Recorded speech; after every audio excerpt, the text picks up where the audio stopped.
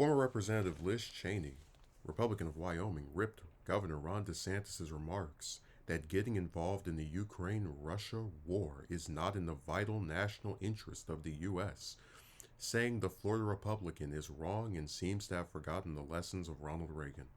The Ukrainian people are fighting for their freedom, the former lawmaker said in a statement to the New York Times on Tuesday. Surrendering to Putin and refusing to defend freedom makes America less safe. Cheney, who became one of the main targets of former President Trump and his allies after she publicly fought back against his claims that the 2020 election was stolen, rebuked DeSantis after he said in a response to a Fox News questionnaire of potential 2024 presidential candidates that the U.S. getting further entangled in the war was not in its vital national interest. While the U.S. has many vital national interests, securing our borders, addressing the crisis of readiness within our military, achieving energy security and independence, and checking the economic, cultural, and military power of the Chinese Communist Party, becoming further entangled in the territorial dispute between Ukraine and Russia is not one of them, DeSantis said in response to the cable news outlets. The sentiment from DeSantis, who has not yet formally announced a presidential bid, follows a trend from some GOP lawmakers who have voiced their disapproval of the level of funding that the U.S. has offered Ukraine in its war against Russia. Some have argued that the Biden administration should not be offering a blank check to Ukraine. But many other Republicans, including Cheney, see the fight as a crucial one to stop the ambitions of Russia and safeguard democracy worldwide. Cheney said the remarks from DeSantis signaled weakness. Weakness is provocative, and American officials who advocate this type of weakness are Putin's greatest weapons, Cheney said. Abandoning Ukraine would make broader conflict, including with China and other American adversaries, more likely. So listen, there's a very reasonable conversation to be had about the amount of money that we give to Ukraine, because there are some conservatives who think we're giving them too much money. There are people who are in favor of sanctioning Russia, and there are people who are against sanctioning the overall country and would prefer if we just put sanctions on Putin and other members of the government.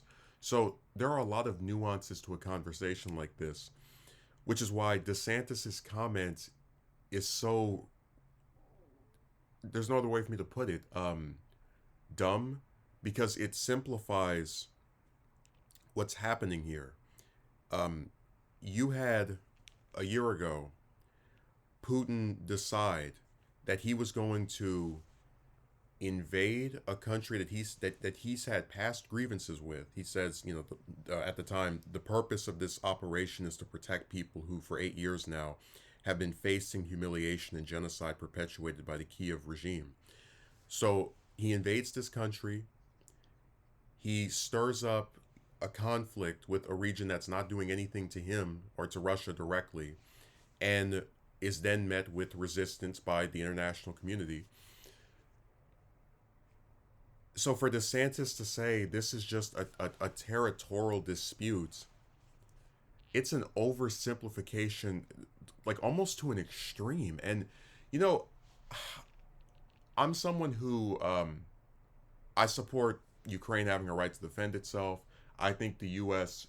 should be involved, again, to the degree we can have a discussion on how much.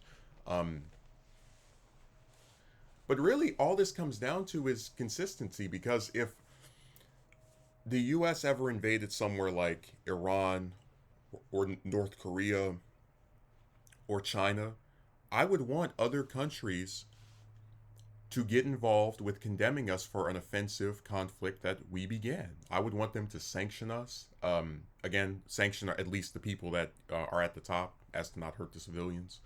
I would want them to condemn us. I would want them to defend the country that we're going after.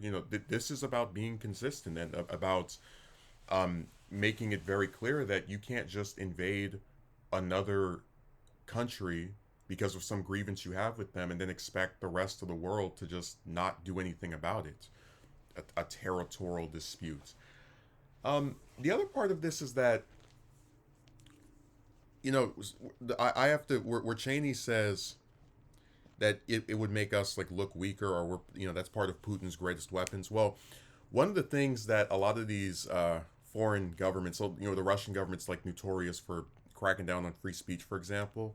One of the things they have is a lack of empathy. So that's why a lot of the politicians over there are fine with us sanctioning the broader country of Russia because they're not affected by it. They're not missing any meals. They're not having higher prices for the things that they, they're not struck with the same economic woes. And really, DeSantis, in a lot of ways, practices the same beliefs as Putin as far as a lack of empathy. I mean, this is the same guy who was against raising the minimum wage to 15 in his own state by 2026 under the after it was only $8 under the pretense that it would kill the economy. Um, this is also the same person who, at a time where Florida is having an influx of retirees, a large number of retirees that go and move to Florida, he was talking about cutting Social Security, which is something that Trump brought up. You know, his comments, like if I heard these, I would, and they were just from someone else, it would be whatever. But it's like, this isn't just a random guy. This is someone who not only was a member of Congress for 6 years, which means he should know a little bit more about foreign policy than to describe it in such a childlike, simplistic manner. But this is someone who people apparently want to run for president, who's constantly, polling in second place or very narrowly second place to Trump.